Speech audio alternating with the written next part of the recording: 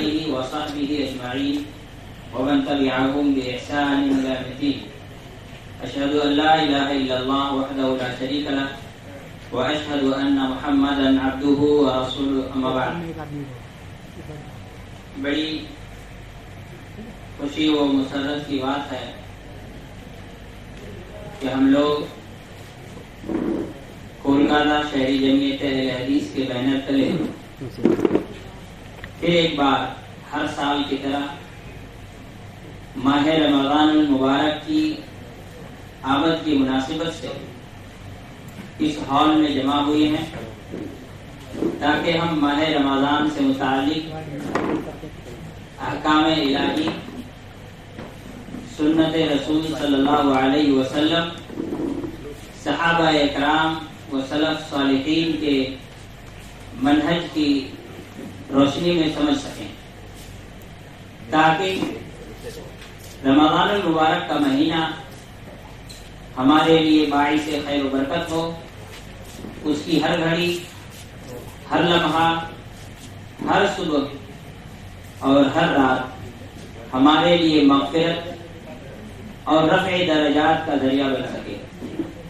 تو آئیے اس پروگرام کے آغاز کے لیے میں ہمارے ساتھی تانتی باغ جامع مسجد اہل حدیث کے نائب امام حافظ معروف محمدی کو مائک پر دعوت دیتا ہوں کہ وہ آئیں اور تلاوت کلام پاک کے ذریعے اس پروگرام کا آغاز کریں۔ السلام علیکم ورحمۃ اللہ وبرکاتہ۔ اعوذ باللہ من الشیطان الرجیم، بسم اللہ الرحمن الرحیم۔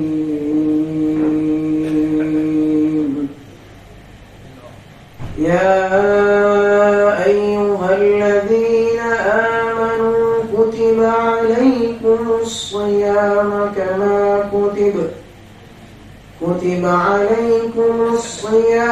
كما كتب على الذين من قبلكم لعلكم تتقون،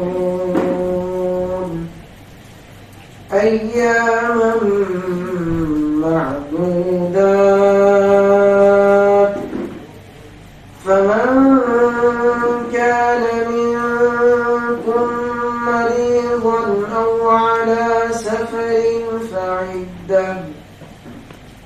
على سفر فعدة من أيام أخر، وعلى الذين يطيقونه فدية طعام مسكين، فمن تطوع خيرا فهو خير له،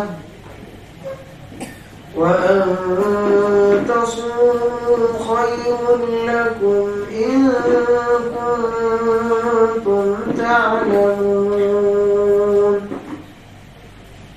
شهر رمضان الذي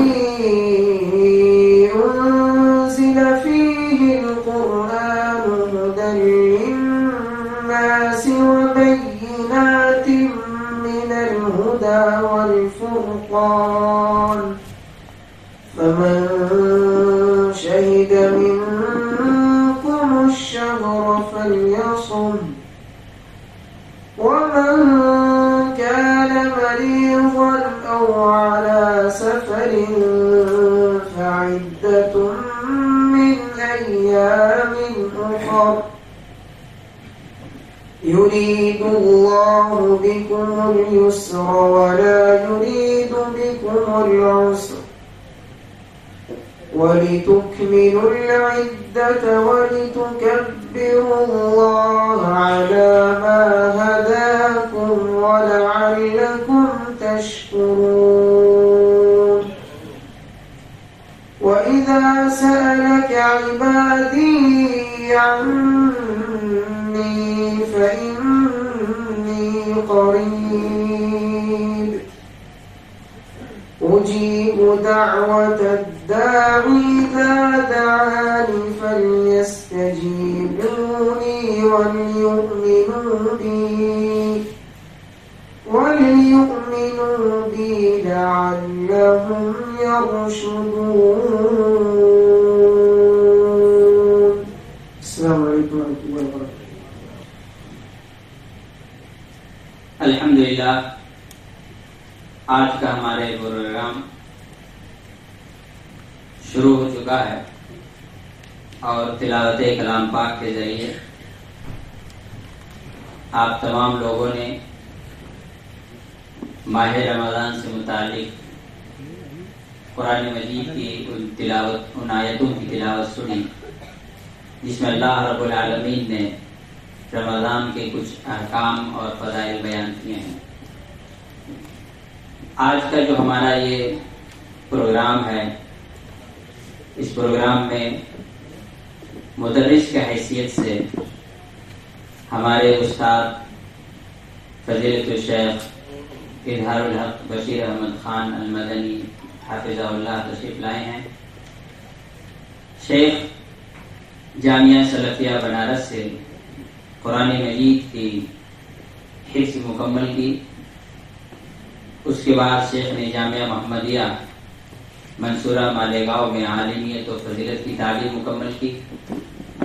اس کے بعد جامعہ اسلامیہ مدینہ منورہ میں حدیث کے فیکلٹی سے گریجویشن کی ڈگری حاصل کی.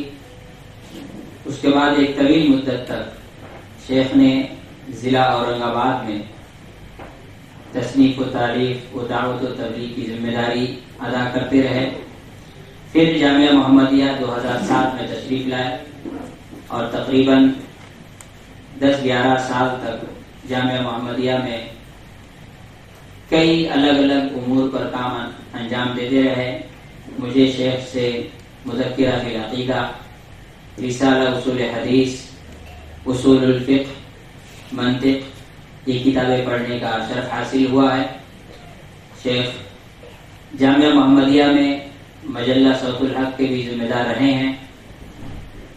کئی کتابوں کا آپ نے عربی سے اردو میں ترجمہ بھی کیا ہے. فی الحال دوبارہ ضلع اورنگ آباد کے ایک دعوتی مرکز میں دعوت و تبلیغ کا کام انجام دے رہے ہیں. آپ اورنگ آباد سے شہر کلکتہ تک تشریف لائے.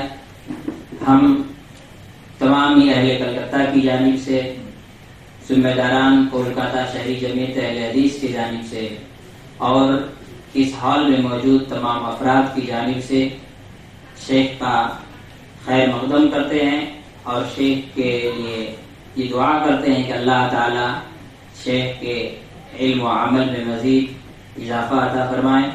اللہ تعالی شیخ کی محنتوں کو، جد و جہد کو قبول فرمائیں. آپ کے سفر کو میزان حسنات میں قیامت کے دن جگہ عطا فرمائیں. میں مزید باتیں نہ کرتے ہوئے شیخ کو دعوت دیتا ہوں کہ شیخ ماہ رمضان المبارک کی مناسبت سے جو آج کا یہ ورکشاپ رکھا گیا ہے اس میں اپنی باتوں کو آپ کے سامنے رکھیں.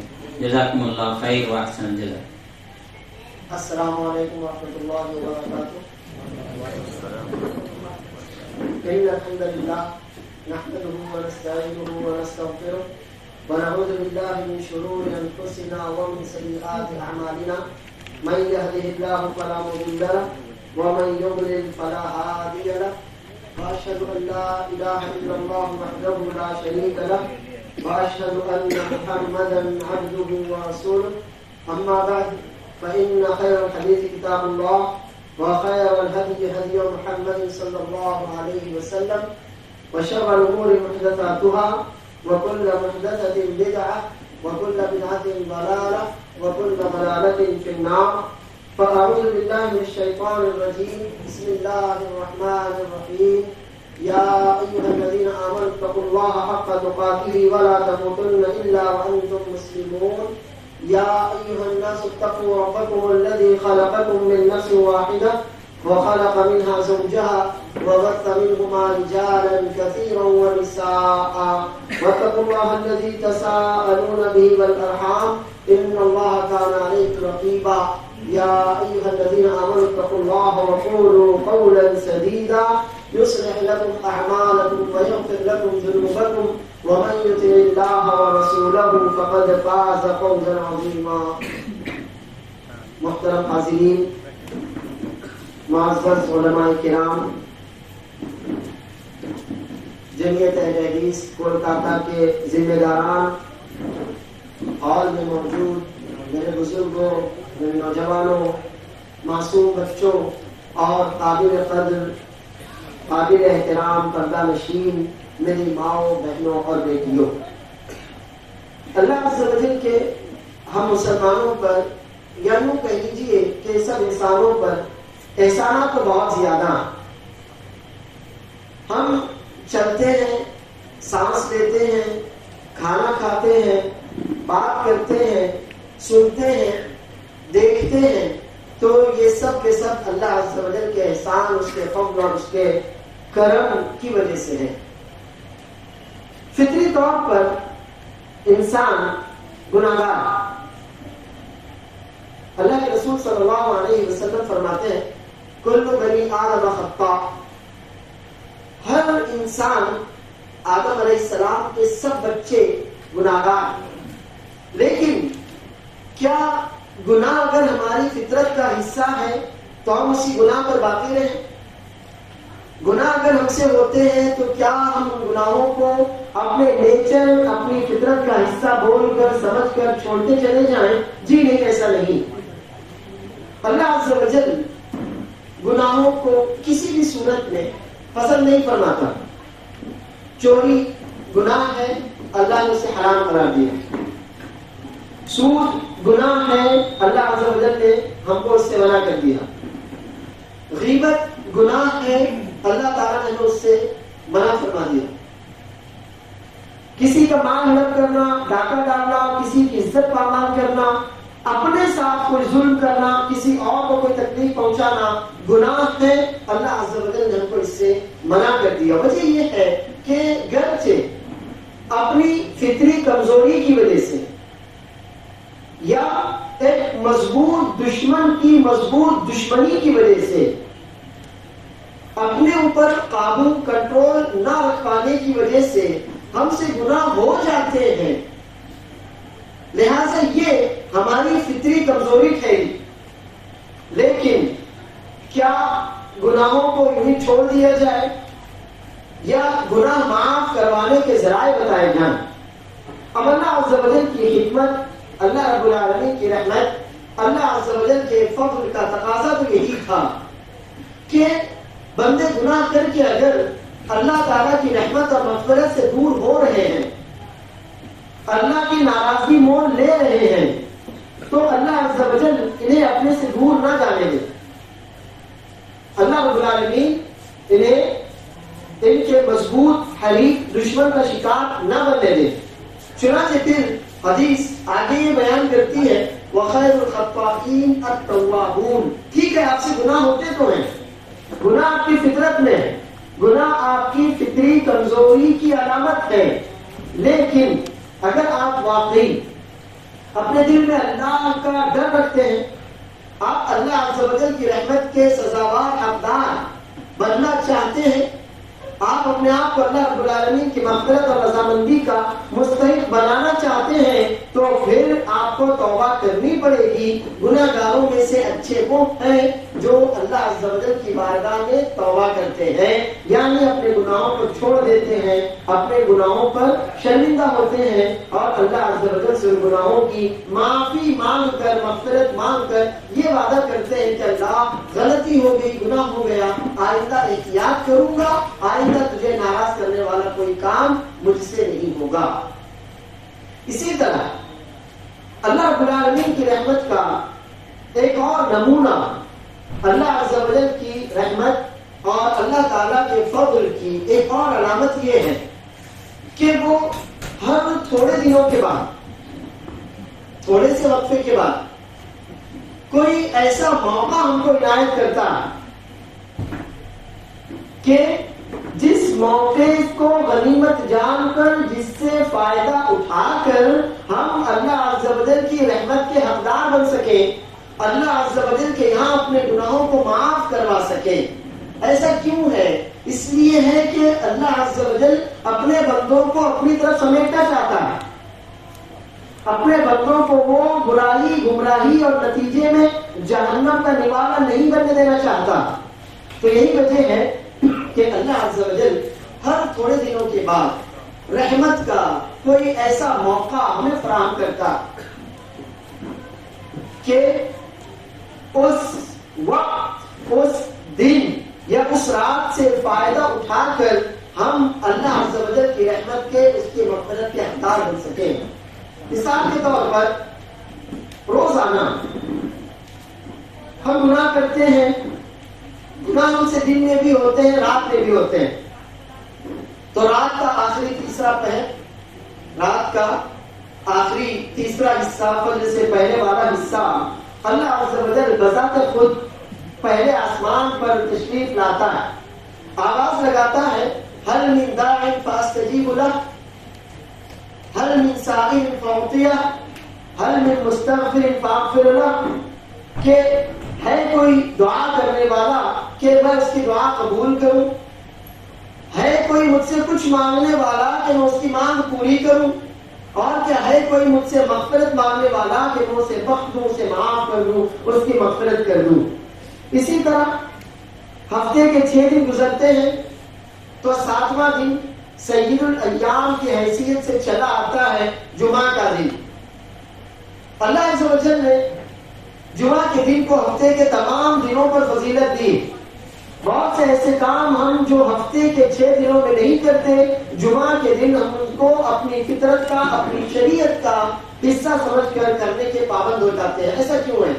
ایسا اس لیے ہے کہ اللہ رب العالمین کی طرف سے خصوصی رحمت اور مغفرت جو جمعہ کے دن اترتی ہے، عام دن اس سے محروم ہوتے ہیں۔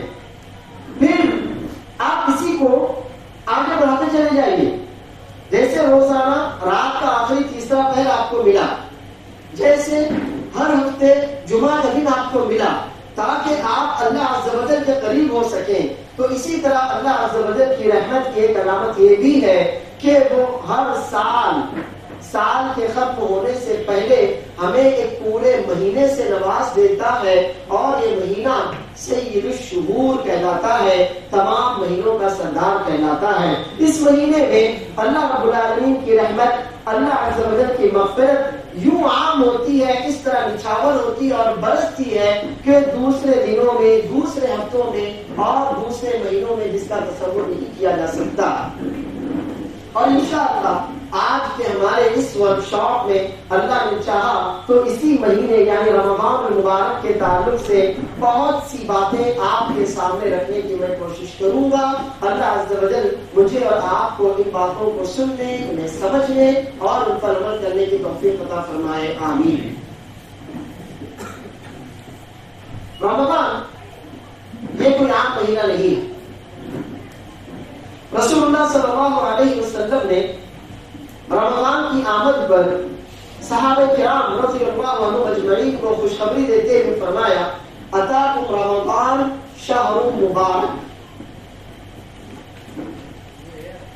رمضان آ گیا ہے، یہ مبارک مہینہ، اسی سے رمضان کو رمضان مبارک کہتے ہیں، برکت والا مہینہ کہتے ہیں، یعنی وہ مہینہ کہ جس میں اللہ عز و جل نے خصوصیت سے برکتیں رکھی ہے، خیر رکھا ہے، اپنی وہ نعمتیں، اپنے وہ انعامات اللہ عز و جل نے اس مہینے میں اپنے نیک بندوں کے لیے رکھے ہیں جو دوسرے مہینوں میں نہیں رکھے۔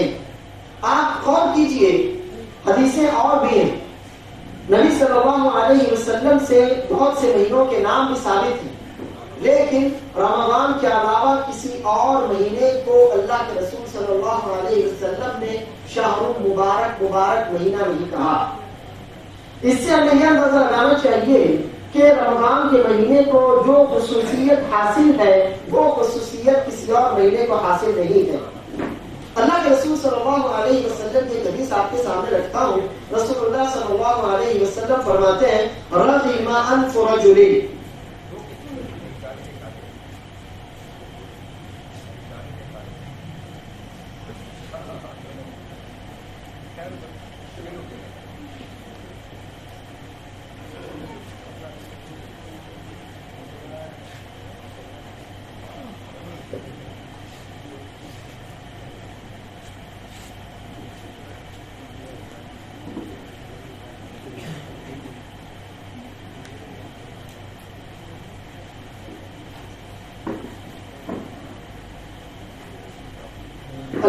रसूल सल्लल्लाहु अलैहि वसल्लम फरमाते हैं रग़िम अनफ़ु रजुलिन अदरक रमज़ान फंसलख वलम युग़फ़र लहू, वो आदमी जिसे रमजान का महीना मिला,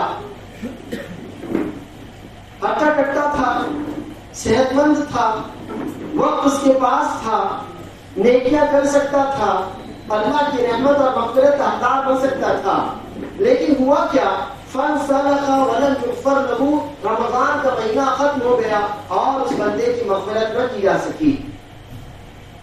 रमजान का महीना आया, आदमी हट्टा कट्टा था, सेहतमंद था, रमजान से फायदा उठा सकता था, रोजे रखकर, नमाजें पढ़कर, दुआएं मांगकर अल्लाह अज़्ज़ा व जल की रहमत और मग़फ़िरत का हक़दार बन सकता था, लेकिन रमजान का महीना गुजर गया और वो अपनी मग़फ़िरत नहीं करा सका। तो क्या हो? रग़िम अनफ़ु रजुलिन, ऐसा आदमी ज़लील हो, ऐसा आदमी रुस्वा। छोटी सी हदीस जिसे मैंने आपके सामने लिखा और पढ़ा है, आप देखिए कि साल में 12 महीने अल्लाह अज़्ज़ा व जल की रहमत, अल्लाह रब्बुल आलमीन की मग़फ़िरत किसी खास महीने की मोहताज नहीं है। ध्यान दीजिए, अल्लाह रब्बुल आलमीन की रहमत, अल्लाह अज़्ज़ा व जल की मग़फ़िरत, अल्लाह अज़्ज़ा व जल की यहाँ दुआ की कबूलियत किसी खास महीने, किसी खास हफ्ते और किसी खास दिन की मोहताज नहीं है।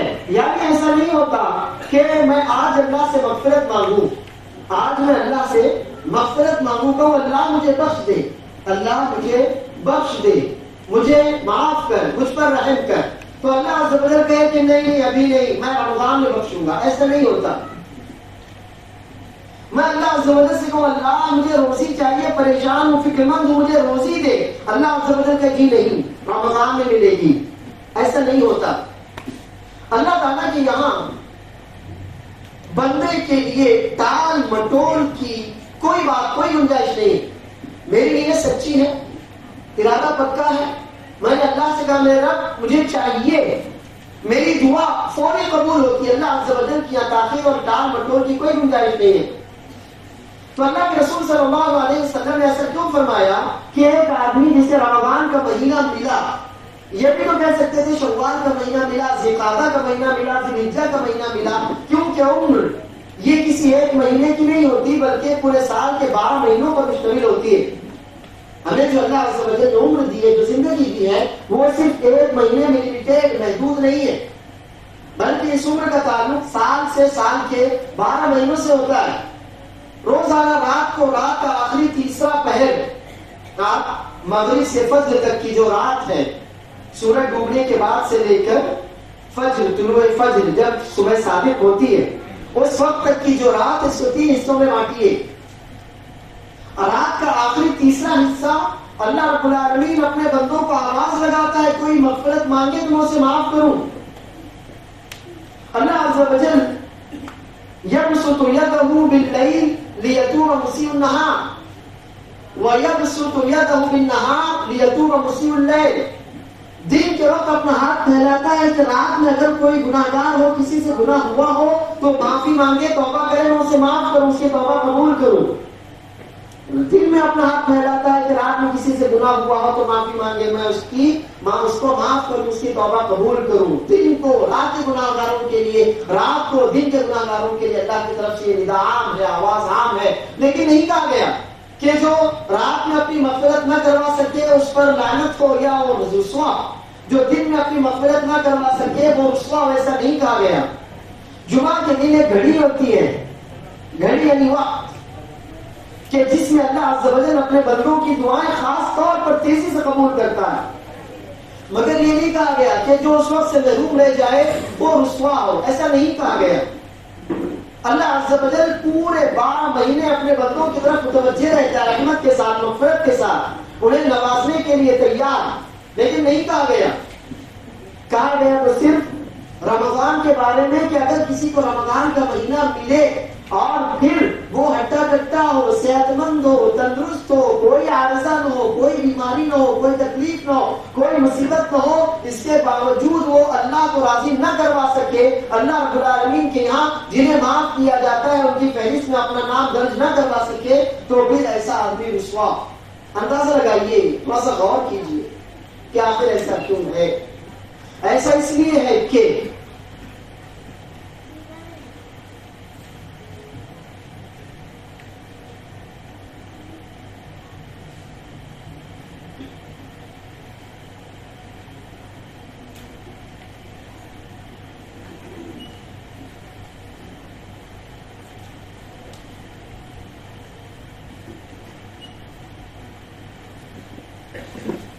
اللہ کے رسول صلی اللہ علیہ وسلم فرماتے ہیں اذا جاء رمضان،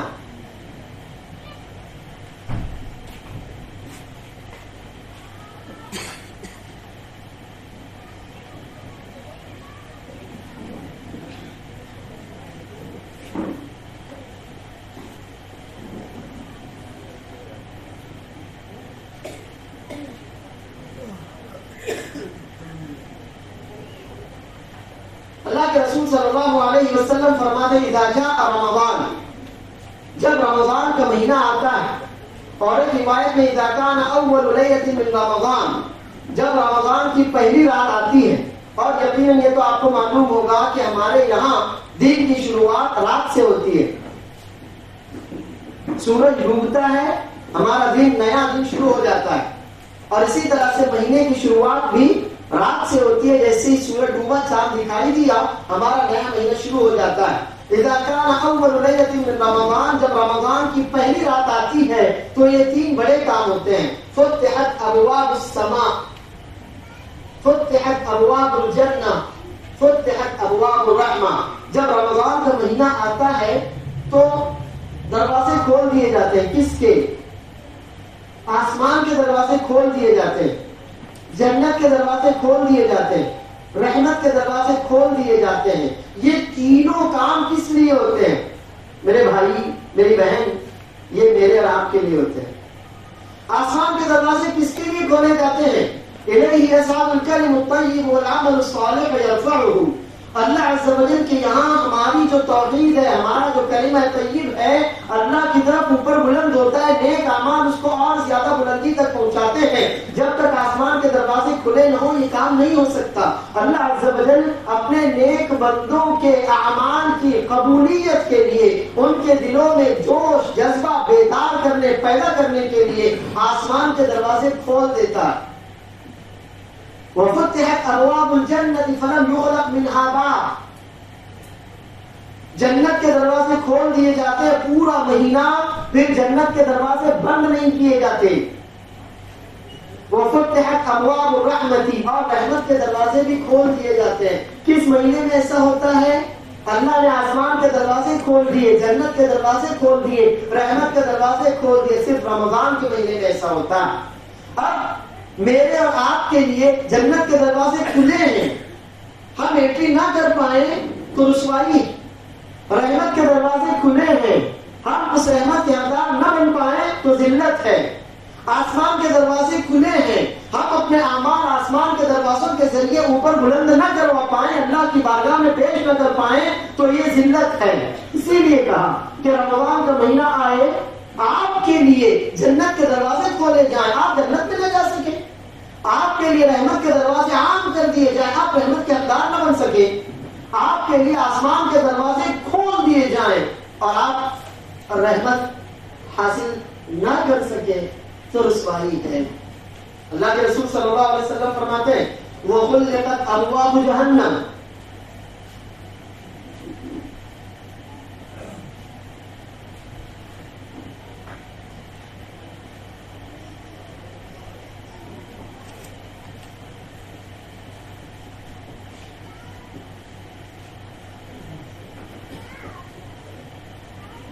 جہنم کے دروازے بند کر دیے جاتے ہیں۔ فلم یفتح منها باب، اور پورا مہینہ ان میں سے ایک دروازہ بھی کھولا نہیں جاتا۔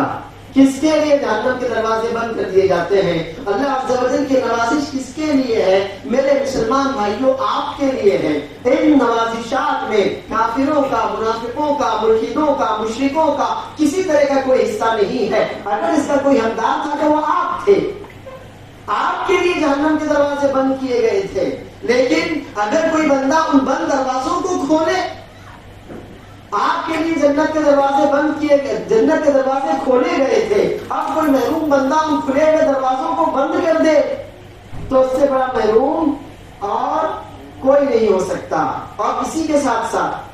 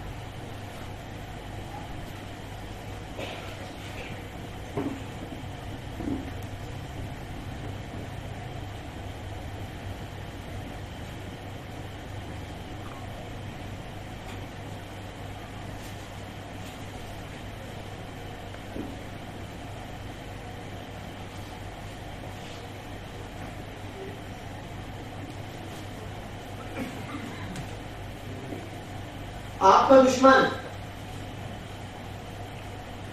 کون ہے؟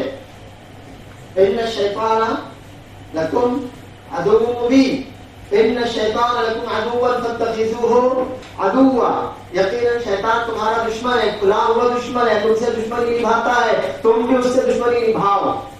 تمہارا وہ دشمن جس نے اللہ عز و جل سے وعدہ کیا تھا، اس کو چیلنج کیا تھا، اللہ عز و جل کو اس نے چیلنج کیا تھا کہ میں تیرے اسی بندے کی ذریت کو، اولاد کو، جس کی وجہ سے تو نے مجھے گمراہ قرار دیا، آدم ہی کی وجہ سے جو معاملہ ہوا، تو اب میں یہ کروں گا کہ اس کی اولاد کو بہکانے کی ہر ممکن کوشش کروں گا۔ وَلَا تَجِدُ أَكْثَرَهُمْ شَاكِرِينَ، ان میں سے اکثر لوگ تیرے مومن، تیرے شکر گزار نہیں ہو سکیں گے۔ ہمارے ساتھ لگا ہوا ہے، وہ کوئی موقع خالی نہیں جانے دیتا، بھائی کو بھائی کے ساتھ، بہن کو بھائی کے ساتھ، بہن کو بہن کے ساتھ، میاں کو بیوی کے ساتھ، استاد کو شاگرد کے ساتھ، دوست کو دوست کے ساتھ، رشتہ دار کو رشتہ دار کے ساتھ، غرض کسی بھی طرح سے کسی کو بھی وہ اللہ عز و جل کے راستے سے بہکانے کی ممکن کوشش کرتا ہے۔ تو آپ کے لیے اللہ عز و جل ان شیاطین کو، سرکش جنات کو سلسلت بیڑیوں میں، زنجیروں میں جکڑ کر قید کر دیا جاتا ہے کہ 11 مہینے تمہیں کھلی رخصت تھی، تم نے اپنے اس رخصت کا بھرپور فائدہ اٹھایا، ہمارے بندوں کو خوب بہکایا، بہلایا، پھسلایا، سیدھے راستے سے ہٹایا، لیکن اب جو بندے واقعی میرے بننا چاہتے ہیں، میں تمہیں اتنی اجازت نہیں دے سکتا کہ تم ان کو بہکا سکو۔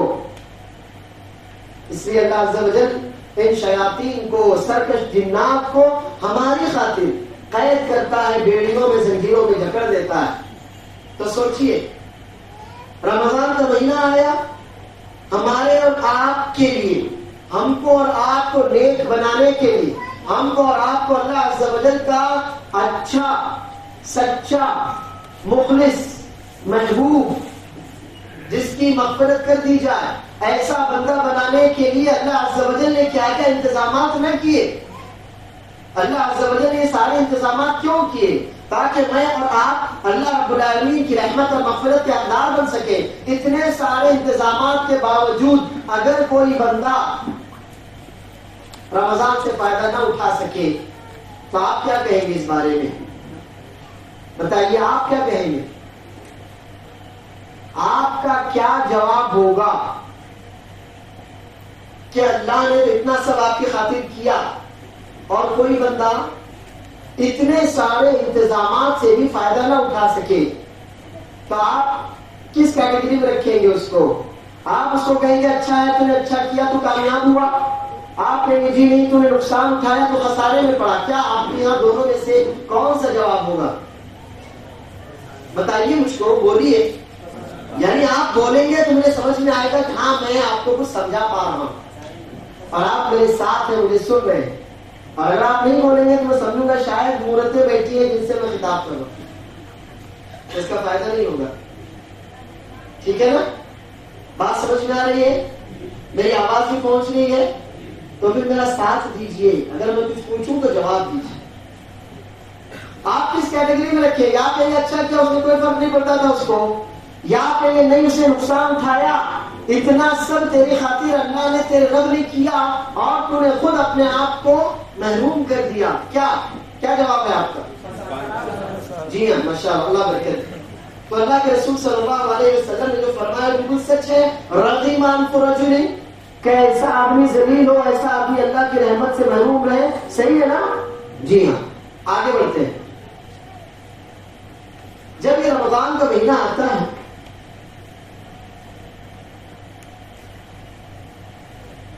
تو اپنے ساتھ نیکیوں کا موسم بہار لے کر آتا ہے. رمضان کا مہینہ آتا ہے تو اپنے ساتھ نیکیوں کا موسم بہار لے کر آتا ہے. آپ دیکھیے بہت سے لوگ پورا سال کبھی نماز نہیں پڑھتے، رمضان میں وہ آپ سے پہلے موجود رہتے ہیں. عام دنوں میں انہیں فرائض کی فکر نہیں رہتی، رمضان میں پوری تراویحاں پڑھتے ہیں. پورے سال ان کے گھروں میں قرآن کریم بند رہتا ہے، رمضان میں قرآن کھلتا ہے تو بند ہی نہیں ہوتا. پورے سال انہیں کبھی پرواہ نہیں ہوتی کہ رشتہ داروں کے بھی کچھ حقوق ہیں. رمضان میں افطار تیار کرتے ہیں تو اپنے رشتہ داروں پڑوسیوں کے یہاں بھجواتے ہیں. ایسا کیوں ہوتا ہے؟ ایسا رمضان کی برکت کی وجہ سے ہوتا ہے. ایسا کیوں ہوتا ہے؟ ایسا اس لیے ہوتا ہے کہ ایک ایمان والا اللہ عز و جل کے وعدوں پر بھروسہ رکھتا ہے، اور اللہ عز و جل کے وعدوں پر بھروسہ رکھنے کی وجہ سے اللہ عز و جل اسے نیکیوں کی توفیق دیتا ہے. آگے بڑھیے. رمضان کی بہت سی فضیلتیں ہیں، رمضان المبارک کی بہت سی فضیلتیں ہیں. اللہ عز و جل فرماتا ہے، جو آیتیں ابھی آپ نے ماشاءاللہ ہمارے شاگرد حافظ معروف صاحب سے سنی، شہر رمضان الذی انزل فیہ القرآن، رمضان ہی وہ مہینہ ہے جس میں قرآن کریم نازل کیا گیا. اس میں اس بات کی طرف اشارہ ہے کہ جیسے قرآن گزشتہ تمام کتابوں کا سردار، جیسے جس شخص پر قرآن کریم نازل ہوا وہ تمام انبیاء کے سردار. اللہ کے پاس سے جو فرشتہ قرآن کریم لے کر آیا وہ تمام فرشتوں کا سردار. جس امت پر یہ قرآن کریم نازل ہوا یہ امت تمام امتوں کی سردار ہے. اسی طرح جس مہینے میں قرآن کریم نازل ہوا یہ مہینہ تمام مہینوں کا سردار ہے. یہ مہینہ تمام مہینوں کا سردار ہے. اور اللہ عز و جل نے اس مہینے میں خصوصیت کے ساتھ جو عبادت ہم پر فرض کی ہے وہ ہے شہر رمضان الذی انزل فیہ القرآن ھدی للناس وبینات من الھدی والفرقان فمن شہد منکم الشہر فلیصم. رمضان ہی وہ مہینہ جس میں قرآن کریم اتارا گیا. یہ قرآن تمام لوگوں کے لیے عام طور پر جنرلی ہدایت ہے. اور اس قرآن میں اللہ تعالیٰ نے ہر بات، کفر اور شرک میں فرق کرنے والی بات، الحاد اور نفاق میں فرق کرنے والی بات، اچھائی اور برائی کے تمام اصولوں کو کھول کھول کر بیان کر دیا. اب اس مہینے کی حرمت کا، اس مہینے کے احترام کا، اس مہینے کی عظمت کا تقاضا یہ ہے فمن شہد منکم الشہر فلیصم. اب تم میں سے جو بھی اس مہینے میں موجود رہے وہ روزہ رکھے. معلوم ہوا کہ روزہ ہر مسلمان پر فرض، لیکن کون؟ جو مجنون نہ ہو، عقل مند ہو. کیونکہ مجنون پر کوئی بھی حکم نافذ نہیں ہوتا، اللہ عز و جل کی طرف سے اسے معافی ہے. اور کون؟ جو بالغ، کیونکہ بچہ جب تک بچہ ہے، بالغ نہیں ہے، تب تک وہ شریعت کا پابند نہیں. اللہ اللہ کے رسول صلی اللہ علیہ وسلم فرماتے ہیں رفع القلم عن ثلاثة عن النائم حتى يستيقظ وعن الصبي حتى يحتلم وعن المحتوم حتى يفيق. 3 لوگ اللہ عز و جل کی طرف سے شریعت کے احکام کے پابند نہیں ہیں. آدمی سویا ہوا ہے, اب جب تک وہ نیند میں ہے, حقیقی نیند میں ہے, بناوٹی نہیں, جب تک وہ نیند میں ہے تب تک اللہ کی طرف سے معافی. شریعت اب وہ مکلف نہیں حتیٰ کہ جاگ جائے. بچہ جب تک نابالغ, جب تک بالغ نہیں ہوتا تب تک اللہ کی طرف سے اسے معافی, اس پر شریعت کا کوئی حکم فرض نہیں ہوتا. اور اسی طرح مجنون, پاگل کہ جو شریعت پر عمل کرنے کی طاقت ہی نہیں رکھتا, جب تک وہ اچھا نہیں ہو جاتا تب تک شریعت کی طرف سے وہ کسی بھی عمل کا مکلف اور پابند نہیں ہے. تو بنیادی طور سے روزہ ہر مسلمان پر فرض ہے, جو بھی عقل مند ہے, جو بھی بالغ ہے. ہاں اس کے بعد آپ فرق کر سکتے ہیں کہ آدمی عقل مند بھی ہے, بالغ ہے, لیکن سفر میں ہے. فمن كان منكم مريضا او على سفر فعدة من ايام اخرى, فرض ہے اس کے اوپر, لیکن ابھی رخصت فرض ہے, لیکن ابھی چونکہ سفر میں تھا, سفر میں مشقت ہو سکتی تھی, اس لیے رخصت آپ ابھی نہ رکھے, بعد میں قضا کرنی پڑے گی. آپ بیمار ہیں, کوئی بات نہیں, روزہ نہیں رکھ سکتے, کوئی مسئلہ نہیں, جب اچھے ہو جائیں تب آپ کو روزہ رکھنا پڑے گا. عورتیں اپنے مخصوص ایام میں ہیں, کوئی بات نہیں, وہ نماز نہیں پڑھتی, روزہ بھی نہیں رکھ سکتی, لیکن جب رمضان کے بعد وہ بات ہو جائیں تو وہ اپنے ان چھوٹے ہوئے روزوں کی قضا کریں گی. کیوں قضا کیوں کریں گی؟ کیونکہ وہ فرض تھا لیکن مقررہ وقت میں آپ کر نہیں سکے تھے اس کو.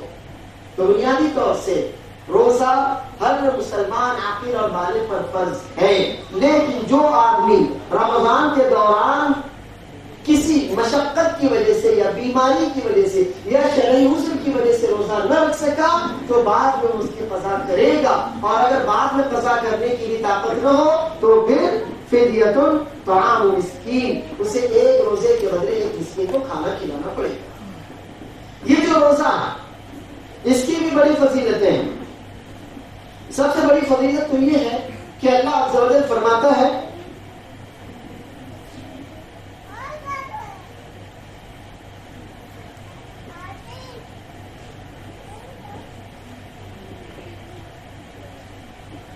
سب سے بڑی فضیلت تو یہ ہے, اللہ عز و جل فرماتا ہے الصوم لی وانا اجزی بہ کل عمل ابن آدم له والحسنة بعشر امثالها الا الصوم فانه لی وانا اجزی بہ. انسان, ایک مسلمان جو بھی نیک عمل کرتا تو اس کے ہر نیک عمل کا بدلہ بڑھایا جاتا ہے, کم از کم 10 گنا. اللہ فرماتا ہے من جاء بالحسنة فله عشر امثالها, جو بھی ایک نیکی کرتا ہے تو اس کو اس کا 10 ٹائم 10 گنا زیادہ اجر ملتا ہے. اللہ فرماتا ہے مثل الذين ينفقون اموالهم في سبيل الله كمثل حبة انبتت 7 سنابل في كل سنبلة 100 حبة والله يضاعف لمن يشاء والله واسع عليم. اللہ کے راستے میں لوگ جو کچھ بھی خرچ کرتے ہیں اس کی مثال تو بس یوں سمجھو کہ ایک دانہ ہو جسے آپ نے زمین میں بویا ہو, پھر جب اس دانے سے پودا نکلا ہو تو اس میں 7 بالیاں ہو, ہر بالی میں 100 دانے ہو. تو آپ نے ایک دانہ بویا تھا, ایک بیج بویا تھا, لیکن جب اس کا پودا نکلا تو اس کے 700 دانے نکلے. اور صرف اتنا ہی نہیں, واللہ یضاعف لمن یشاء, اللہ جس کے لیے چاہتا ہے اور زیادہ بڑھاتا چلا جاتا ہے. من ذا الذی یقرض اللہ قرضا حسنا فیضاعفہ له اضعافا کثیرا. اللہ عز و جل کا آپ کچھ بھی قرض دیں گے, کچھ بھی اس کے لیے نیکی کریں گے تو اللہ بے تحاشا بڑھا چڑھا کر آپ کو اس کا اجر دے گا, ثواب دے گا, فائدہ پہنچائے گا. اللہ تعالیٰ بہت زیادہ کشادگی والا اور سب کچھ جاننے والا. تو آپ کوئی بھی نیکی کریں, آپ کو اس کا اجر بڑھا چڑھا کر دیا جاتا ہے. وما انفقتم من شيء فهو يخلفه وهو خير الرازقين. آپ اللہ کی خاطر جو کچھ بھی کرتے ہیں اللہ آپ کو اس کا عوض ضرور دیتا ہے, لیکن الا الصوم, سوا یہ کہ اللہ فرماتا ہے لیکن روزے کا معاملہ ایسا نہیں ہے فَإِنَّهُ لِي وَأَنَا أَجْزِي بِهِ. اللہ عز و جل نے تمام عبادتوں کا اجر بیان کر دیا، منیمم 10 ٹائم، کم سے کم 10 گنا، اور بڑھائے اللہ عز و جل 700 گنا تک بڑھاتا چلا جائے، جس کے لیے چاہے اس سے اور زیادہ بڑھاتا چلا جائے، لیکن روزہ اس سے الگ ہے، روزہ اس سے الگ ہے. اللہ فرماتا ہے جسے قدسی ہے روزہ میری ہی خاطر ہے اور میں ہی اس کا بدلہ دوں گا. اب آپ اندازہ لگائیے کہ دوسری عبادتوں کا ثواب اللہ عز و جل نے بیان کیا، لیکن جب روزے کی باری آئی تو کہا الصوم لی وانا اجزی بہ، روزے کا معاملہ اس سب سے الگ، روزہ میری ہی خاطر بندہ رکھتا ہے اور میں ہی اس کو اس کا بھرپور بدلہ دوں گا. اس روزے کی فضیلتیں اور ہیں. اللہ کے رسول صلی اللہ علیہ وسلم فرماتے ہیں وَلَخَلُوفُ فَمِ الصَّائِمِ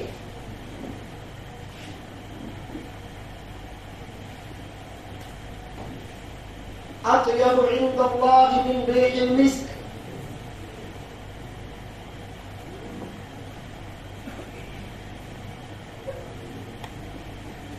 ہم جب کافی دیر بھوکے پیسے رہتے ہیں تو ہمارے معدے سے عجیب قسم کی بو نکلنے لگتی ہے. جب بہت زیادہ دیر تک گفتگو کی جائے تو بھی ہمارے معدے حلق اور منہ سے عجیب قسم کی بو نکلتی. اب ایک بندہ جو صبح فجر صادق سے لے کر غروب آفتاب تک، سن سیٹ تک، سورج ڈوبنے تک بھوکا ہے، پیاسا ہے، تو آپ سوچئے اس کے منہ سے کیسی عجیب سی ناگوار بو نکلتی ہوگی. لیکن وہی ناگوار بو اللہ عز و جل کو مشک کی خوشبو سے بھی زیادہ پسند ہے، اور مشک سب سے اچھی خوشبو ہے جو دنیا میں پائی جاتی. اللہ عز و جل اس روزے دار کے منہ سے نکلنے والی بو جس سے ہم ناگواری محسوس کرتے ہیں، ہم کو کراہت محسوس ہوتی ہے، ہم اپنی ناک پر ہاتھ رکھ لیتے ہیں، اللہ عز و جل کی یہاں وہی بو مشک کی خوشبو سے بھی زیادہ پسندیدہ ہوتی ہے. اس روزے کی فضیلتیں اور اللہ کے رسول صلی اللہ علیہ وسلم فرماتے ہیں للصائم فرحتان،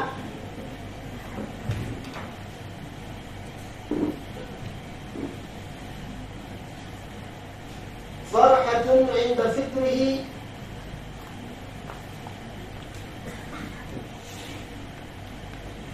وفرحة إذا لقي ربه.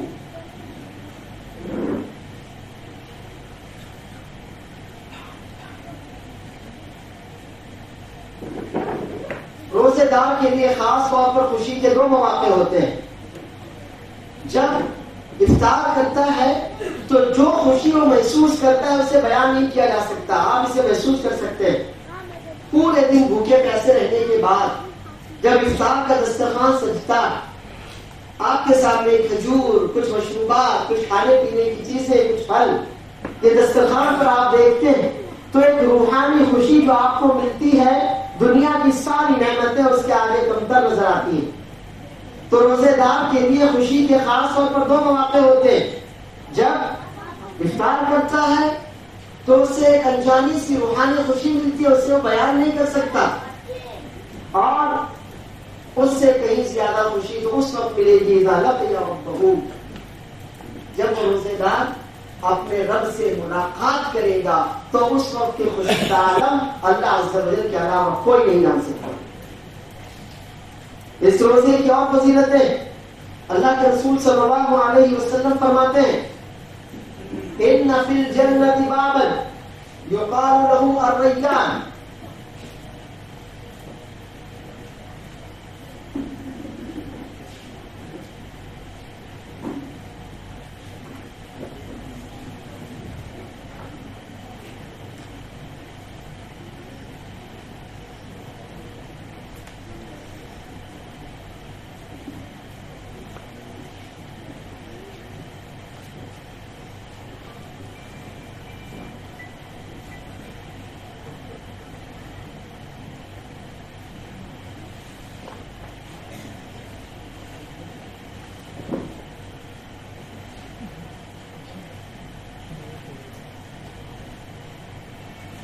ان فی الجنت بابا یقال له الریان، یقینا جنت میں ایک مخصوص دروازہ ہے.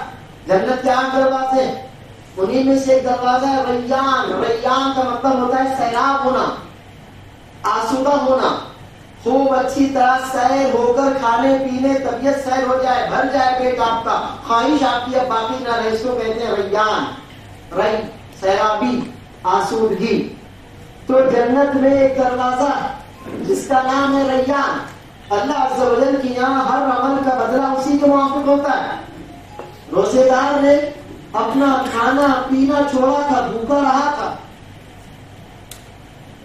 اب اللہ عز و جل قیامت کے دن اسے جس دروازے سے داخل کرے گا تو پوری سیرابی کے ساتھ، آسودگی کے ساتھ، کہ تم بھوکے تھے، تم پیاسے تھے، تم نے اپنی جائز خواہشات کو ہماری خاطر چھوڑا تھا، تو اب تمہارا جو بدلہ ہے وہ ریان ہے. پوری آسودگی کے ساتھ، سیرابی کے ساتھ تم جنت میں جاؤ گے. نہ کبھی اب پیاس لگے گی، نہ کبھی اب بھوک لگے گی، نہ کسی بھی طرح کی جائز خواہش کو اب تمہیں چھوڑنا پڑے گا. لا يدخل منه الا الصائمون.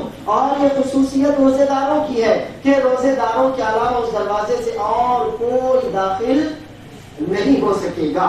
یقال اين الصائمون، آواز دی جائے گی کہاں ہے روزے دار؟ فیقومون فیدخلوا من باب الریان فاذا دخلوا اغلق فلم يدخل منه احد. آواز دی جائے گی کہاں ہے روزے دار؟ وہ سب اٹھیں گے تو انہیں اس دروازے سے داخل کیا جائے گا، اور جب سارے روزے دار اس دروازے سے جنت میں داخل ہو جائیں گے تو وہ دروازہ بند کر دیا جائے گا، اور ان کے علاوہ لا يدخل منه احد غیرهم، اس دروازے سے اور کوئی داخل نہیں ہو سکے گا. قیامت کے دن ہم کو کسی نہ کسی سفارشی کی ضرورت پڑے گی. قیامت کے دن ہم میں سے ہر ایک کو کسی نہ کسی سفارشی کی، شفاعت کرنے والے کی ضرورت پڑے گی. تو یہ روزہ ہماری سفارش کرے گا. یہ قیام، یہ صیام، یہ تلاوت کلام پاک، یہ چیزیں ہماری سفارش کریں گے. اللہ کے رسول صلی اللہ علیہ وسلم فرماتے ہیں الصائم والقرآن یشفعان للعبد یوم القیامہ. الصيام والقرآن يشفعان للعبد يوم القيامة. يقول الصيام أي ربي منعته الطعام والشهوة بالنهار فشفعني فيه. ويقول القرآن أي ربي منعته الليل بالنوم، منعته النوم بالليل فشفعني فيه. قال فيشفعان.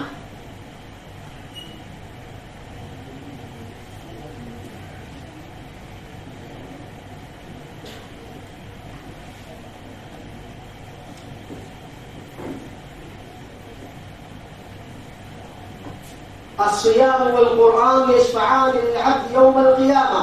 قیامت کے دن قرآن اور روزہ یہ سفارش کرے. قرآن پڑھنے والے قرآن کریم کی سفارش کے حقدار ہوں گے، روزہ رکھنے والے روزے کی سفارش کے حقدار ہوں گے. روزہ کہے گا اے ربی منعته الطعام والشهوة بالنهار فشفعنی فیہ. میرے رب، میں نے اس بندے کو دن بھر کھانے پینے سے، ہر طرح کی جائز خواہش سے روکے رکھا تھا، اب تو اس کے حق میں میری سفارش قبول کر. قرآن کہے گا اے ربی منعته النوم باللیل فشفعنی فیہ. میں نے پوری رات کا اکثر حصہ، رات کا کچھ حصہ جس میں بھی آپ نے تلاوت کلام پاک کی ہوگی، تو قرآن کہے گا میرے رب، میں نے اس بندے کو رات میں سونے سے دور رکھا تھا، فشفعنی فیہ، تو اس کے حق میں میری سفارش قبول کر. رسول اللہ صلی اللہ علیہ وسلم فرماتے ہیں فیشفعان.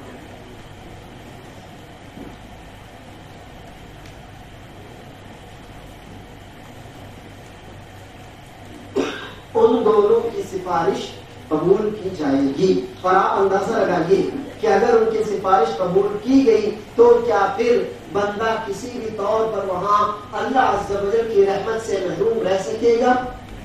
جی نہیں. جب قرآن کریم نے سفارش کی سفارش قبول کی. جب روزے نے آپ کے حق میں سفارش کی، اللہ عز و جل کی یہاں اس کی سفارش قبول کی گئی، تو پھر اب ایسے بندے کو کسی اور سفارشی کی کوئی ضرورت نہیں پڑنے والی ہے. یہ کچھ باتیں تھیں جنہیں میں نے بنیادی طور سے رمضان اور روزے کی فضیلتوں کے تعلق سے جنہیں میں نے آپ کے سامنے رکھنا مناسب سمجھا. آگے بڑھتے ہیں.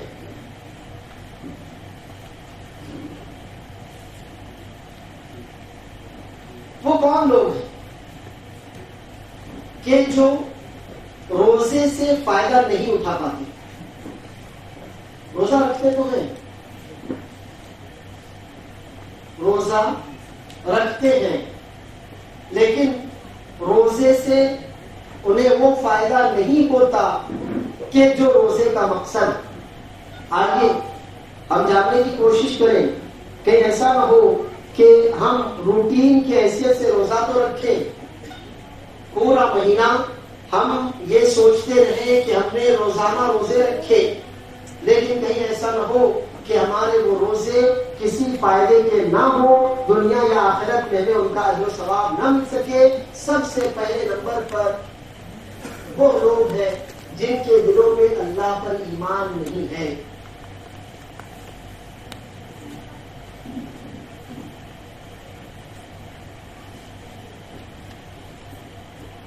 آپ نے دیکھا ہوگا کہ جب رمضان کا مہینہ آتا ہے تو بہت سے غیر مسلم بھی روزہ رکھتے ہیں، یا خاص طور پر 27واں روزہ بہت سے غیر مسلم بھی رکھتے ہیں. لیکن اگر وہ روزہ رکھتے ہیں تو کیا انہیں ان کے روزے سے فائدہ ہوگا؟ اللہ عز و جل فرماتا ہے من عمل صالحا من ذکر او انثى وهو مؤمن. من عمل صالحا من ذكر او انثى وهو مؤمن فلنحيينه حياة طيبة ولنجزينهم اجرهم باحسن ما كانوا يعملون. جس نے کوئی بھی نیک عمل کیا، وہ مرد ہو یا عورت، اس سے فرق نہیں پڑتا. اللہ عز و جل کی یہاں کسی کے مرد ہونے کی وجہ سے اسے زیادہ ثواب ملے یا کسی کی عورت ہونے کی وجہ سے اس کے ثواب میں کمی ہو، ایسا نہیں ہوتا. اللہ عز و جل کی یہاں عدل ہے بلکہ فضل ہے. اللہ فرماتا ہے من عمل صالحا من ذکر او انثى، جو بھی نیکی کرے گا مرد ہو یا عورت، بشرطے کہ وہ مومن. کیا ہو؟ مومن. اللہ پر، اللہ کے رسول صلی اللہ علیہ وسلم پر، اللہ کے وعدوں پر، اللہ کی آیتوں پر، اللہ کی کتاب پر، قیامت پر ایمان رکھنے والا. تو جو بھی نیک عمل کرے گا مرد ہو یا عورت، بشرطے کہ وہ مومن ہو، تو اس کا ہم اس کو دنیا میں بھی فائدہ پہنچائیں گے اور آخرت میں بھی اس کو ضرور فائدہ پہنچائیں گے. دنیا میں ہونے والا فائدہ فَلَنُحْيِيَنَّهُ حَيَاةً طَيِّبَةً، تو ہم اسے بہت ہی بہترین زندگی سے نوازیں گے. اور آخرت وَلَنَجْزِيَنَّهُمْ أَجْرَهُمْ بِأَحْسَنِ مَا كَانُوا يَعْمَلُونَ، اور یہ لوگ جو بہترین اعمال کرتے تھے انہیں ان کے اعمال کا بدلہ ان کے اعمال سے کہیں زیادہ بہترین طور پر ہم دیں گے. اس میں اللہ عز و جل نے ایمان اعمال کے قبول ہونے کی جو اہم شرط بتائی ہے وہ ہے وَهُوَ مُؤْمِنٌ. اب اگر کوئی غیر مسلم روزہ رکھے اور یہ سمجھے کہ اس کا روزہ بھی اسے دنیا اور آخرت میں فائدہ دینے والا ہے، تو ہرگز بھی نہیں. اس لیے کہ سب سے پہلی شرط ہے آدمی کا مومن ہونا. جن کے دلوں میں ایمان نہیں ان کے روزے سے انہیں کوئی فائدہ ہونے والا نہیں ہے. نمبر 2،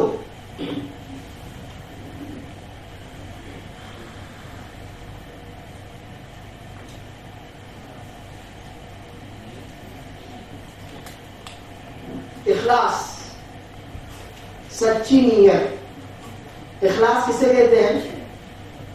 خلوص نیت، سچی نیت، پیور، کہ اللہ عز و جل کے علاوہ کسی اور کا تصور خیال آپ کے دل میں نہ ہو. اللہ فرماتا ہے وَمَا أُمِرُوا إِلَّا لِيَعْبُدُوا اللَّهَ مُخْلِصِينَ لَهُ الدِّينَ.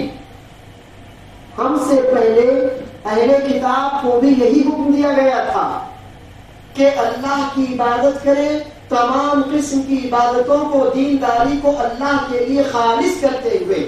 اللہ فرماتا ہے فَاعْبُدِ اللَّهَ مُخْلِصًا لَهُ الدِّينَ، آپ اللہ کی عبادت کیجئے، تمام عبادتوں کو، دین کے تمام کاموں کو اکیلے اللہ کے لیے خالص کیجئے.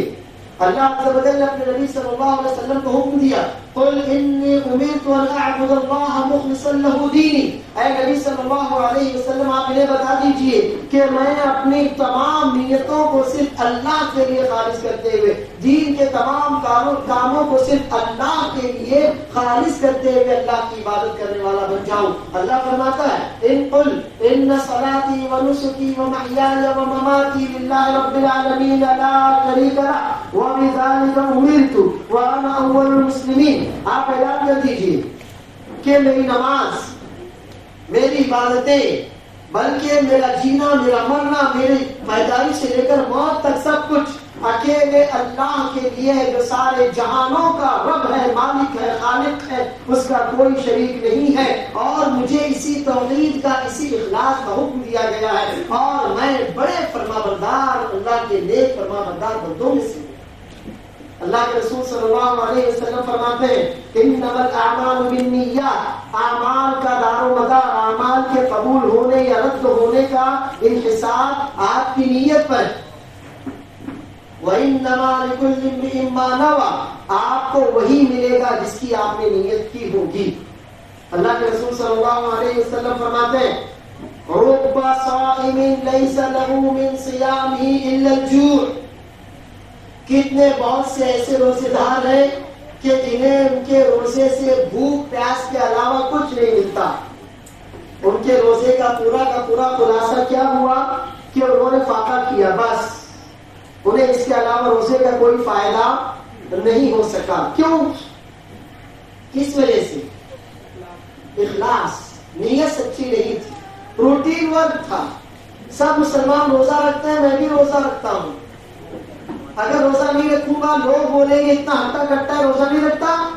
تو میں نے روزہ رکھا، لیکن کس کی وجہ سے رکھا؟ لوگوں کے بولنے کی وجہ سے، کہ لوگ بولیں گے ہٹے کٹے ہو، صحت مند ہو، جوان ہو، پھر روزہ کیوں نہیں رکھتے؟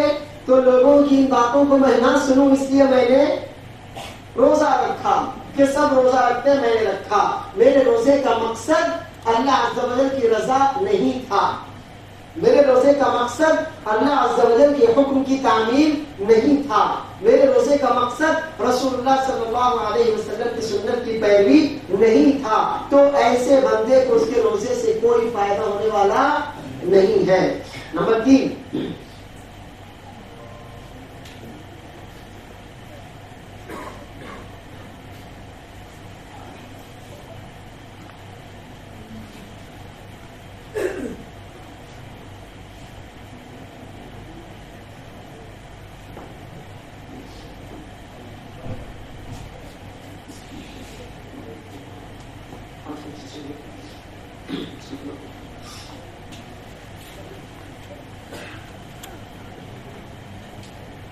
روزے کا مقصد کیا ہے؟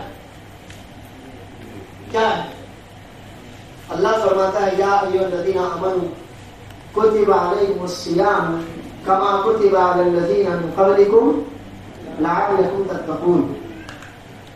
اے ایمان والو، تمہیں متقی بنانے کی غرض سے تمہارے اوپر روزے فرض کیے گئے. اور یہ نہ سمجھنا کہ روزے صرف تم پر فرض کیے گئے، بلکہ یہ تم سے پہلے والوں پر بھی فرض تھے. تو روزے کا مقصد ہم کو متقی بنانا ہے. روزہ ہماری ذات کی تربیت کرتا ہے، روزہ ہم کو سیلف کنٹرول سکھاتا ہے، روزہ ہم کو سیلف ریسپیکٹ سکھاتا ہے. اب اگر کوئی بندہ روزہ رکھے لیکن برے کاموں میں پڑا رہے، تقویٰ کسے کہتے ہیں؟ تقویٰ انسان کے دل میں، تقویٰ انسان کے دل میں پایا جانے والا ایمان کا وہ جذبہ. تقویٰ ہمارے ہر مومن کے، ہر مسلمان کے دل میں پایا جانے والا ایمان کا وہ جذبہ ہے کہ جس جذبے کے ہوتے ہوئے وہ اس ہر نیکی میں دوسروں سے آگے بڑھنے کی کوشش کرتا ہے. وہ جذبہ اسے ہر نیکی میں آگے بڑھاتا ہے اور ہر برائی سے کھینچ کر پیچھے لاتا ہے. اسی جذبے کا نام تقویٰ. آپ کو ہر نیکی میں آگے بڑھائے اور ہر برائی سے اگر کرنا بھی چاہے تو کھینچ کر پیچھے لائے. اسی کو تقویٰ کہتے ہیں. اب ایک بندہ روزہ رکھے اور گالی بھی دے, لڑائی جھگڑا بھی کرے, خیر بہنوں کو دیکھتا بھی رہے, وقت بھی برباد کرتا رہے, نمازیں چھوڑ کر پڑا رہے, جن حرام کاموں یا حرام کمائی میں وہ رمضان سے پہلے تھا انہی سارے کاموں اور کمائی میں وہ پڑا رہے, جو گناہ اور غلط کام رمضان سے پہلے روزے کے بغیر تھے انہی گناہوں اور غلط کاموں میں وہ لگاتار مصروف رہے. اللہ کے رسول صلی اللہ علیہ وسلم فرماتے ہیں من لم يدع قول الزور والعمل به فليس لله حاجة في أن يدع طعامه وشرابه. جو آدمی جھوٹ گناہ, زور یعنی جھوٹ گناہ, جو آدمی جھوٹی باتیں کرنا گناہ کے کام کرنا نہ چھوڑے, جو آدمی غلط باتیں کرنا بری باتیں کرنا برے کام کرنا نہ چھوڑے, روزہ بھی رکھا ہے اس نے, سحری ہم سے پہلے کی افطار ہم سے اچھی طرح سے کرے گا وہ, لیکن روزے دار ہونے کے باوجود گناہ کے کاموں میں وہ پڑا ہے, نہ گناہ کی کسی بات سے رکے نہ گناہ کے کسی کام سے رکے. فَلَيْسَ لِلَّهِ حَاجَةٌ فِي أَن يَدَعَ طَعَامَهُ وَشَرَابَهُ. تو اللہ عز و جل کو کوئی حاجت نہیں ہے کہ وہ اپنا کھانا چھوڑتا ہے تو چھوڑتا رہے, اپنا پینا چھوڑتا ہے تو چھوڑتا رہے. اللہ تعالیٰ کو اس کے کھانا پینا چھوڑنے کی کوئی بھی حاجت اور کوئی پرواہ نہیں ہے. اب روزہ آپ کی ذات کی تربیت کرتا ہے, آپ کو متقی بناتا ہے, یعنی آپ کو نیکیوں میں آگے بڑھاتا اور گناہوں سے گھسیٹ کر کھینچ کر پیچھے لاتا ہے. ایک بندہ روزہ رکھے نیکیوں میں آگے نہ بڑھے تو کیا اس نے روزے کے مقصد کو سمجھا؟ ایک آدمی روزہ رکھے اور گناہ پر گناہ کرتا رہے تو کیا اسے روزے کا فائدہ ہوا؟ اللہ کے رسول صلی اللہ علیہ وسلم فرماتے ہیں اذا كان يوم صوم احدكم فلا يرفث ولا يسخط فإن امرؤ صابه أو شاتمه فليقل إني امرؤ صائم إني امرؤ صائم. جب تم میں سے کوئی روزے سے ہو تو نہ چیخ پکار مچائے نہ گالی گلوچ کرے. سیلف کنٹرول کیا سکھایا روزے نے آپ کو؟ اور یہ سیلف کنٹرول اسی وقت ہوتا ہے جب آپ سیلف ریسپیکٹ سیکھتے ہیں. آدمی راستے سے جا رہا ہو, کتا اگر بھونکے تو یہ آدمی ہونے کے منافی ہے نا جو وہ بھی کتے پر بھونکے؟ ہاں, کیا یہ آدمی ہونے کی علامت ہے؟ بتائیے.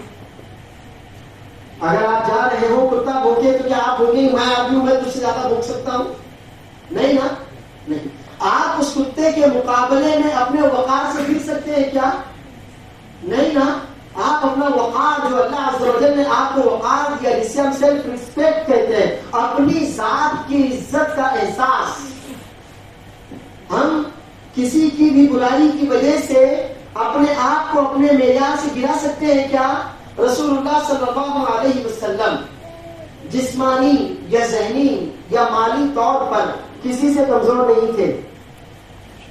رسول اللہ صلی اللہ علیہ وسلم خاندانی عزت میں, مال میں, جسمانی قوت میں, ذہنی صلاحیتوں میں کسی سے کم نہیں تھے.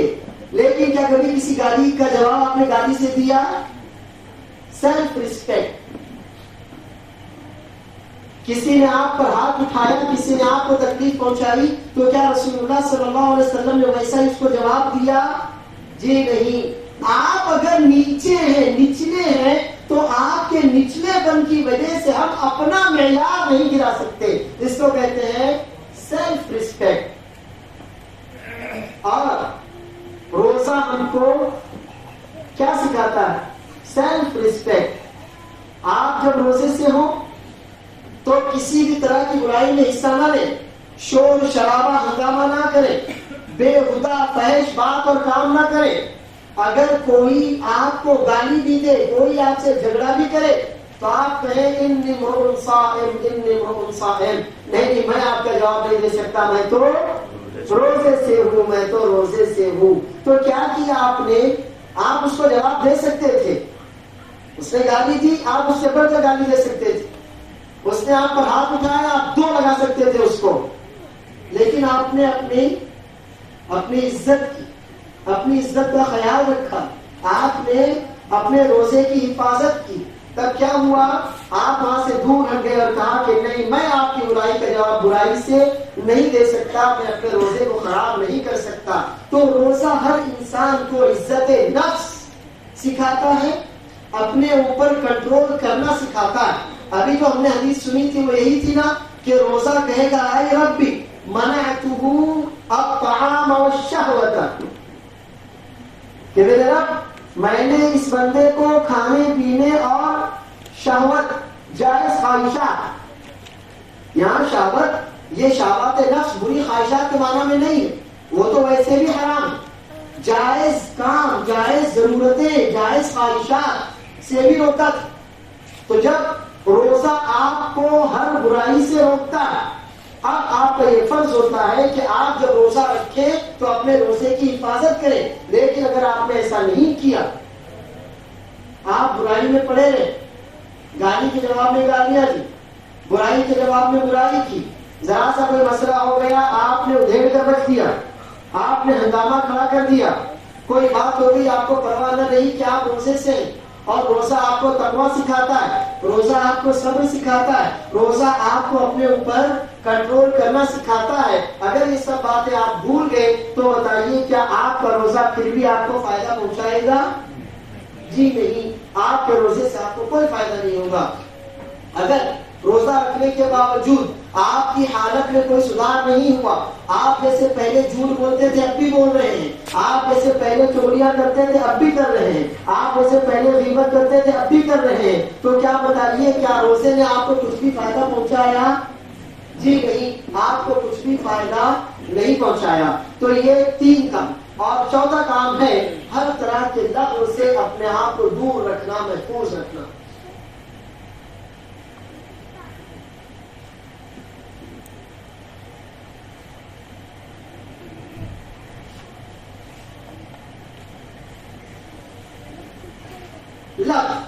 اللہ فرماتا ہے، اللہ عز و جل نے جہاں مومنین کی تعریف کی تو وہاں فرمایا والذین هم عن اللغو معرضون، اللہ کے نیک کامیاب ہونے والے مومن بندے تو وہ ہیں جو ہر طرح کے لغو یعنی بے فائدہ کاموں سے اپنے آپ کو دور رکھتے ہیں. اللہ کے رسول صلی اللہ علیہ وسلم فرماتے ہیں من حسن اسلام المرء ترکہ ما لا یعنیہ. کوئی اچھا مسلمان ہے پتہ کیسے چلے گا آپ کو؟ میں یا آپ خود اچھے مسلمان ہیں یا نہیں؟ اس کی علامت کیا؟ اس کی علامت یہ ہے آدمی کے اچھا مسلمان ہونے کی نشانی یہ ہے کہ وہ ان کاموں سے دور رہتا ہے جو اس کے مطلب کے نہیں. ترکہ ما لا یعنی، جو کام آپ کے قابل نہیں، جو باتیں آپ کے مقصد کی نہیں، جو باتیں آپ کو حال میں مستقبل میں فائدہ پہنچانے والی نہیں ہے، آپ ان کاموں سے دور رہتے ہیں. یہ آپ کے اچھا مسلمان ہونے کی علامت. ذرا یہ بتائیے کہ مڈل ایسٹ میں اس وقت حکمران کیا کر رہے ہیں؟ کیا یہ آپ کے مطلب کا کام ہے؟ ہماری تو ساری گفتگو وہیں سے شروع ہو کر وہیں پر ختم ہوتی ہے. دنیا کے منظر نامے پر کیا ہو رہا ہے؟ کیا آپ کچھ کر سکتے ہیں اس میں؟ نہیں. آپ فیس بک پر 4-6 شیئر پوسٹ کرنے کے علاوہ کچھ نہیں کر سکتے. یہ لغو کام جو آپ کو نہیں کرنا چاہیے تھا. آپ کو کرنا یہ چاہیے تھا کہ آپ اپنی ذات کی تربیت پر دھیان دیتے. آپ کس کی تربیت پر دھیان دیتے؟ اپنی ذات کی تربیت پر دھیان دیتے. مڈل ایسٹ میں مشرق وسطیٰ میں حکمران یہ کر رہے ہیں، مجھے بتائیے آپ کو کیا فائدہ ہوا؟ وہاں پر یہ ہو رہا ہے، آپ کو کیا فائدہ ہوا؟ آپ کو فائدہ اپنی ذات کی تربیت سے ہوگا. آپ کو اس کی پرواہ نہیں رہتی کہ فجر کی نماز آپ نے چھوڑ دی، اس کی کوئی پرواہ نہیں آپ کو. آج پورا دن گزر گیا، قرآن کریم آپ نے کھول کر نہیں دیکھا، آپ کو اس کی پرواہ نہیں. ہفتے گزر گئے، آپ نے اللہ سے دعا نہیں مانگی، آپ کو کوئی خیال نہیں. کئی مہینے گزر گئے، آپ نے اللہ کے راستے میں 2 روپیہ خرچ نہیں کیے، آپ کو اس کی پرواہ نہیں. آپ کا چہرہ، آپ کا حلیہ رسول اللہ صلی اللہ علیہ وسلم کی سنت کے مطابق نہیں، آپ کو اس کی پرواہ نہیں. اور پرواہ کہاں کی کرتے ہیں آپ؟ مڈل ایسٹ میں یہ ہو رہا ہے، حکمران وہ کر رہے ہیں، تو جی نہیں، یہ وہ لغو کام ہے جن سے آپ کو دور رہنا چاہیے۔ اب وہ آدمی جو روزہ رکھنے کے باوجود لغو کاموں میں مصروف رہتا ہے، نمبر 1 وہ سچا مومن نہیں ہے۔ اللہ عز و جل نے جس کی تعریف کی، والذین هم عن اللغو معرضون، سچے کامیاب ہونے والے مومن تو وہ ہیں جو لغو باتوں اور کاموں سے دور رہتے ہیں۔ اللہ فرماتا ہے وَإِذَا مَرُّوا بِاللَّغْوِ مَرُّوا كِرَامًا، جب بھی کوئی لغو کام یا بات دیکھتے ہیں تو وہاں سے منہ پھیر کر نکل جاتے ہیں۔ رسول اللہ صلی اللہ علیہ وسلم کی حدیث مبارک، من حسن اسلام المرء ترکہ ما لا یعنی، آدمی کے اچھا مسلمان ہونے کی علامت یہ ہے کہ وہ لا یعنی بے فائدہ کاموں سے اپنے آپ کو دور رکھ لیتا ہے۔ ہماری بہنیں گھروں میں ہوتی ہیں، گھروں میں رہتے ہوئے بہت سے گناہوں سے وہ بچ سکتی ہیں۔ آپ خود گھر میں بیٹھے ہوں، مسجد میں بیٹھے ہوں اور بازار میں جائیں، بتائیے کہاں آپ سیف ہیں؟ آپ اپنے گھر میں یا مسجد میں سیف ہے نا؟ تو ہماری خواتین کو تو اللہ نے آلریڈی سیف رکھا ہے۔ کہاں رہتی ہے وہ؟ گھروں میں۔ لیکن گھروں میں رہنے کے باوجود رسول اللہ صلی اللہ علیہ وسلم نے فرمایا فَإِنِّي رَأَيْتُكُنَّ أَكْثَرَ أَهْلِ النَّارِ، عورتوں کی اکثریت کہاں ہے؟ حالانکہ وہ تو سیف تھی، نہیں، غیبت، چغلی، فون آئے 1.5-2 گھنٹے بات ہو، کیا بات ہو سوائے ساس کی چغلی، نند کی غیبت، شوہر کی برائی، یہ وہ اعمال ہیں جو اولاً تو حرام ہے اور ثانیاً لا یعنی۔ میری ماں، میری وہ بہن، وہ سمجھ لیں، وہ 2 گھنٹے جو فون پر گفتگو کر رہی تھی اپنی بہن، اپنی سہیلی یا اپنی ماں سے، کسی سے بھی، وہ ان 2 گھنٹوں میں اگر قرآن کریم پڑھنا چاہتی تو 4 پارے پڑھ سکتی تھی، لیکن ایک حرام کام میں، لغو کام میں، بیکار کام میں ہم نے اپنی عمر برباد کر دی۔ میرے وہ بھائی فیس بک پر 8-10 پوسٹ ادھر سے ادھر شیئر کرتے ہیں، مجھے بتائیں آپ نے آج تک کس مسلمان کا کیا بھلا کیا فیس بک کے ذریعے؟ آپ نے واٹس ایپ پر ویڈیوز ڈاؤن لوڈ، اپلوڈ یا شیئر کر کے کس مسلمان کو کون سا فائدہ پہنچایا؟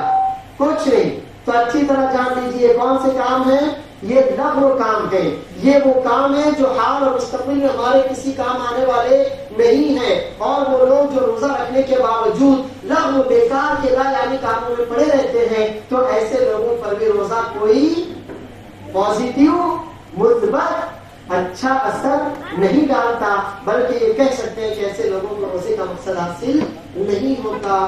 یہیں پر ہم رک جاتے ہیں، مغرب کے لیے تھوڑا سا وقفہ رہے گا، آپ لوگ یہاں تشریف رکھیں اور انشاءاللہ اللہ عز و جل نے چاہا تو مغرب کے بعد ہم دوبارہ کنٹینیو کریں گے۔